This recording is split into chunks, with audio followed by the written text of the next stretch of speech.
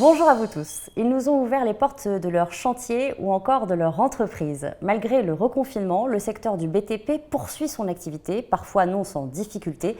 Alors pour ce dernier numéro de l'année, nous nous sommes rendus sur un chantier de VRD. Nous irons également à la rencontre de Delphine de Gauchy, elle est chef d'entreprise dans l'Oise. Et puis en fin d'émission, Sébastien Battaglini nous fera visiter une exposition atypique. Mais d'abord, le zapping. J'aurais préféré rester à la maison, parce que même si c'est une perte de salaire, c'est une chose, mais la santé, c'est autre chose.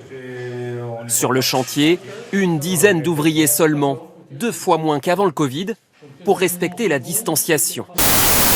On est toujours dans une pénurie de profils, donc on a toutes les difficultés et peines du monde à trouver véritablement du personnel qualifié ou du personnel qui a tout simplement envie aussi de s'essayer au métier du bâtiment.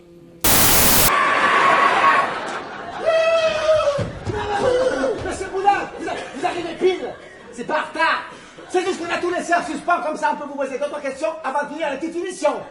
Adecco lance un nouveau genre de CDI. Oui, le géant de l'intérim crée le CDI apprenant. Le mot est à la mode depuis la crise économique et sanitaire. Il s'agit d'embaucher des personnes qui seront en même temps formées. 15 000 recrutements sont annoncés d'ici à la fin de l'année prochaine.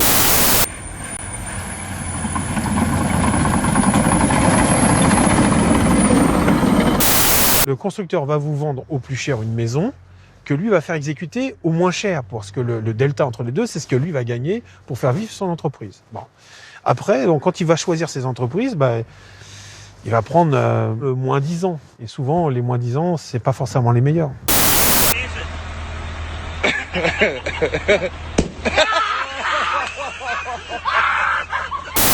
Tiens, où en est le chantier de Notre-Dame de Paris ? Eh bien, une étape importante hier, la fin du démontage de l'ancien échafaudage. Vous savez, ce monstre d'acier éventré lors de l'incendie du 15 avril 2019. Il a fallu, comme pour un Mikado, démonter 40 000 pièces de métal noirci. Ça fait 200 tonnes de ferraille.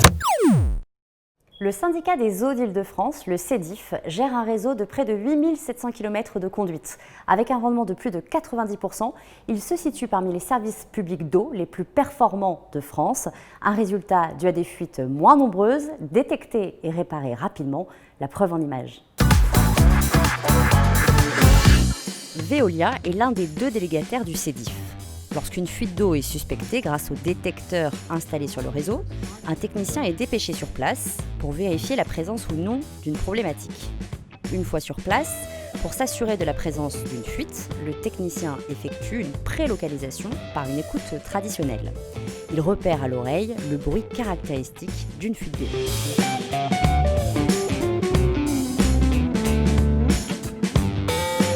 Si une fuite est repérée, le technicien va chercher à en déterminer précisément la position et procède à la réalisation d'une corrélation acoustique. C'est une technique de localisation des fuites assistée par ordinateur.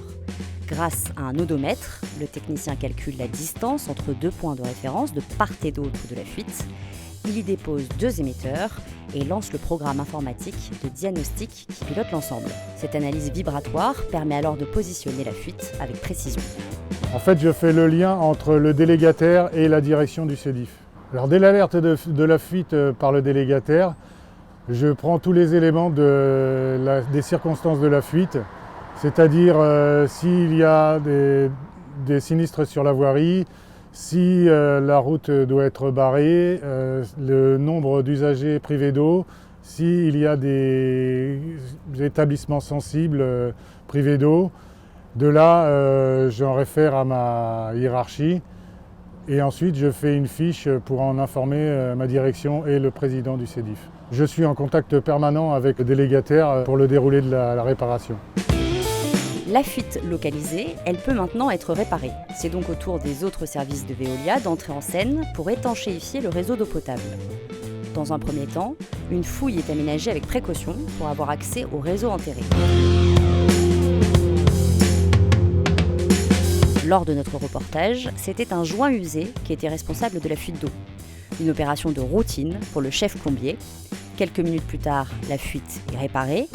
Enfin, une fois que le réseau d'adduction d'eau potable a retrouvé son intégrité, la fouille est comblée et la canalisation recouverte par des matériaux neufs avant la réfection de l'enrobé. On reste dans le secteur du VRD, mais cette fois direction l'Oise, où l'entreprise De Gauchy nous a ouvert ses portes.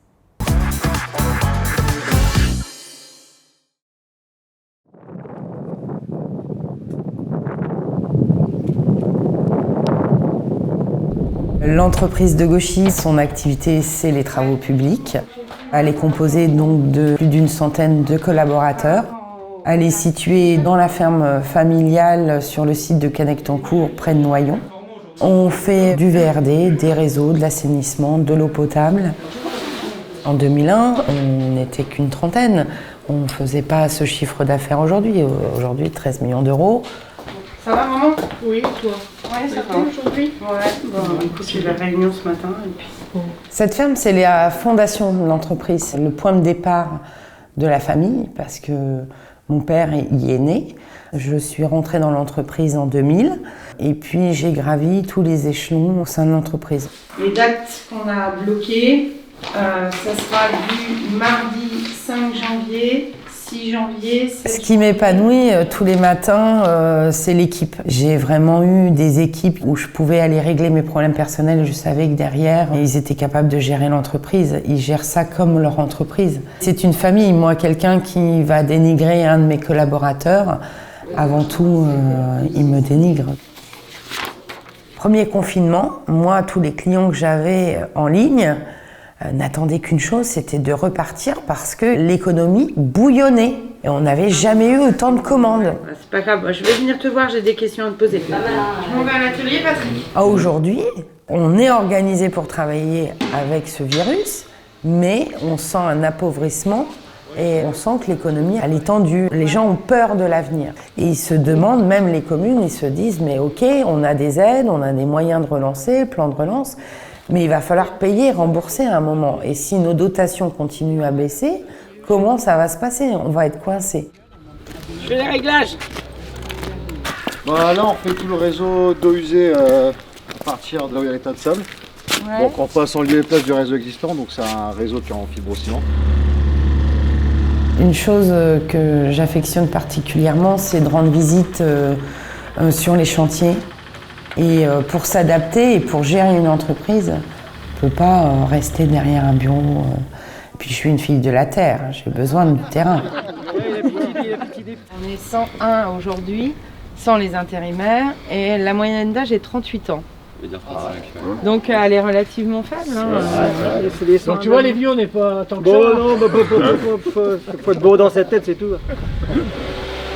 Pour être chef d'entreprise, faut aimer les défis. Si je construis pas, si j'avance pas, forcément, on s'ennuie. Le BTP au cœur d'une exposition à Paris. À partir du 15 décembre, l'exposition XXHL rouvre ses portes.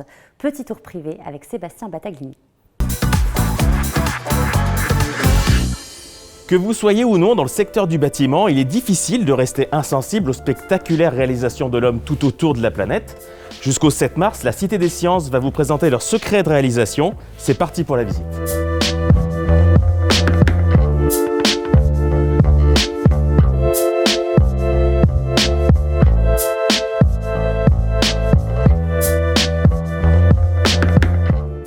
Alors, le thème Gigatour et Mégapont, l'idée c'est de parler de construction hors normes et des défis que vont devoir relever les ingénieurs pour pouvoir fabriquer ces ouvrages très hauts et très longs.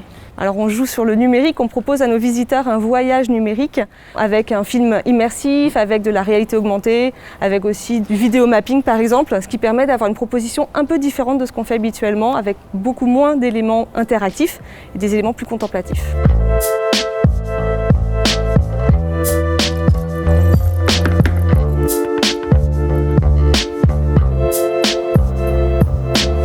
Comme chaque exposition à la Cité des Sciences et de l'Industrie, on travaille avec un comité d'experts. On monte un comité scientifique et culturel. Cette exposition, comme les autres, a son comité, avec des ingénieurs, avec des architectes, des professeurs de l'école des ponts par exemple. L'idée de l'exposition, c'est aussi d'ouvrir un petit peu au futur de la construction et donc à une construction un peu plus verte. Et donc là, on a plusieurs endroits. On a du béton bas carbone, on a la rénovation de bâtiments comme la tour Montparnasse par exemple. Et du coup, on peut parler de ce futur un peu plus vert. c'est plus simple de comprendre quand on construit très très haut cette histoire de démesure, mais finalement construire des ponts très très longs, il y a aussi des défis très complexes à relever. Donc avec notre comité scientifique, on a choisi autant de tours que de ponts dans cette exposition.